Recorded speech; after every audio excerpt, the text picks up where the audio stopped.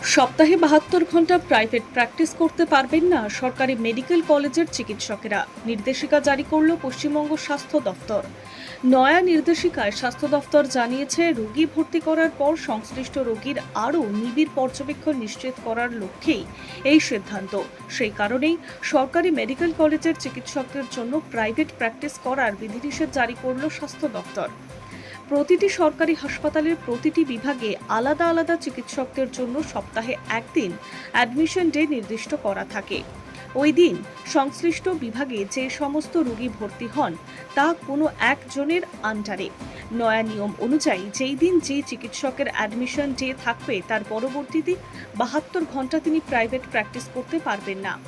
West Bengal medical education service রুলসের 2006-এর অধীনে কোনো চিকিৎসকের প্রাইভেট প্র্যাকটিসের অনুমতি রয়েছে, কিন্তু এবার এই নয়া নির্দেশিকা কার্যকর হবে। অর্থাৎ আগে প্রাইভেট প্র্যাকটিসের অনুমতি পাওয়া চিকিৎসকরাও এই বিধিনিষেধের আওতায় পড়বেন। কিন্তু কেন এমন কড়াকড়ি? স্বাস্থ্য দফতরের আধিকারিকরা জানিয়েছেন, হাসপাতালে ভর্তি রোগীদের আরও ঘনিষ্ঠ ও নিবিড় পর্যবেক্ষণের প্রয়োজন রয়েছে। সেই কারণেই সংশ্লিষ্ট চিকিৎসক ও অধ্যাপকদের রোগী ভর্তির পর নির্দিষ্ট সময় হাসপাতালের পরিষেবায় যুক্ত থাকার বিষয়টি নিশ্চিত করতে এই সিদ্ধান্ত। যদিও নির্দেশিকায় রোগী ভর্তি হওয়ার পর ৪৮ ঘন্টা পর্যন্ত ঘনিষ্ঠ পর্যবেক্ষণের প্রয়োজনীয়তার কথা বলা হয়েছে, কিন্তু চূড়ান্ত নির্দেশে প্রাইভেট প্র্যাকটিসের উপরে নিষেধাজ্ঞার সময়সীমা ৭২ ঘন্টা নির্ধারণ করা হয়েছে।